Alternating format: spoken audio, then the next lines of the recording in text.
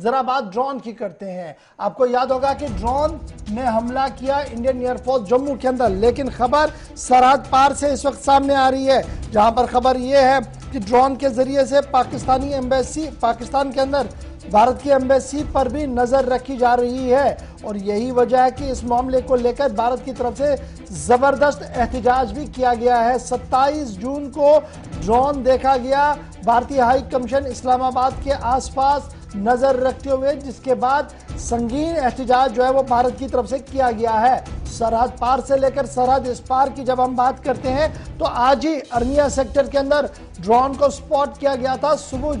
4:25-26 पर, जिसके बाद कार्रवाई भी की गई। इधर माना जा रहा है कि एंटी ड्रोन सिस्टम पूरे जम्मू बेस के अंदर लगा दिया गया है। न सिर्फ जम्मू बेस के आसपास लगाया जा रहा है बल्कि सरहद के कई हसास मकामात पर भी एंटी ड्रोन निजाम को मुतारुफ करने की कोशिशें की जा रही है। दो खबरें एक साथ मैंने आपके सामने रखी, दोनों पर तज्जिया करेंगे। मेरे साथ रहमत कलीम भी ज्वाइन किए हैं और मेरे साथ अनिल ने भी ज्वाइन किया। रहमत, सबसे पहले ये पाकिस्तान की खबर, ज़राया ब्लॉग पाकिस्तान का क्या कुछ लिख रहा है और पाकिस्तानी ऑफिशियल्स का क्या कुछ इस पर कहना है, जो भारत की तरफ से एहतजाज किया गया पाकिस्तान के अंदर जो भारत की हाई कमीशन है उस पर नजर रखने के हवाले से।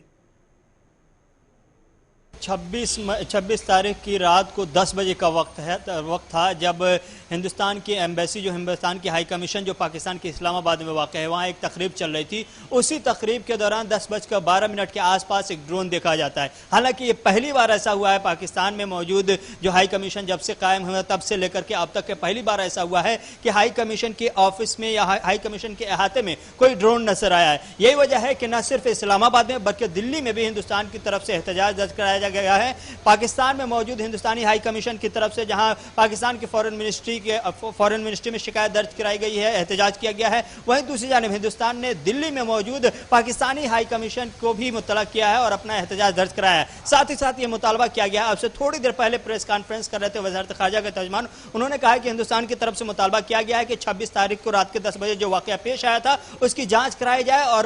और पूरी तरह से उस शख्स को या इस वाकये के पीछे कौन है उसको मुर्द इल्जाम ठहराकर उसको कैफर किरदार तक पहुंचाया जाए। चूंकि अगर इतनी बड़ी इमारत, इतना हाई प्रोफाइल इमारत हो, हाई प्रोफाइल रहायशगाह है, वहां इस तरह के वाकयात अगर पेश आते हैं तो फिर पाकिस्तान को सोचना चाहिए कि वहां सिक्योरिटी कितने बड़े पैमाने पर लैप्स हो सकती है। इसलिए हिंदुस्तान के हाई कमीशन की सिक्योरिटी की जिम्मेदारी पाकिस्तान सरकार की, पाकिस्तान की आर्मी की, इसलिए वो अपनी जिम्मेदारी से भागने के बजाय अपनी जिम्मेदारी निभाए और इस तरह की कायराना और इस तरह की बुज़दिलाना हरकतों से बाज आए। रहमत, क्या इसके रद्द-ए-अमल में पाकिस्तान के इंतजाम में जो चलाया जा रहा निजाम है उसकी तरफ से कोई बयान या ISPR की तरफ से कोई बयान दिया गया?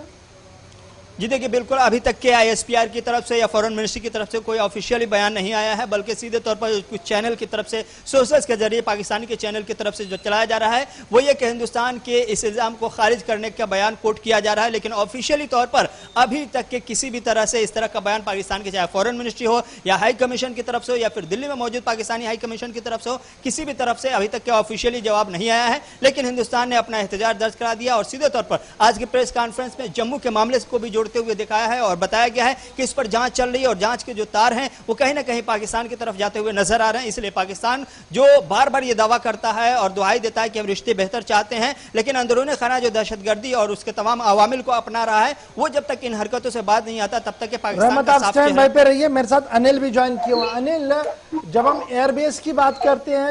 जम्मू एयरबेस की बात करते हैं, तो काफी ज्यादा अलर्ट वहां पर है, सिस्टम को लगाने की बातें हो रही है, रेडियो जैमर की बातें हो रही है। तो आज के दिन यह भी माना जा रहा है कि डायरेक्टर जनरल पुलिस ने भी दोबारा इस पूरे इलाके का मुआयना किया है। क्या कुछ सूरत हाल है? और जो कल हम काफी हाई अलर्ट पर देख रहे थे शहर के अंदर, क्या वो लगातार ऐसे ही है या उसमें कोई नरमी?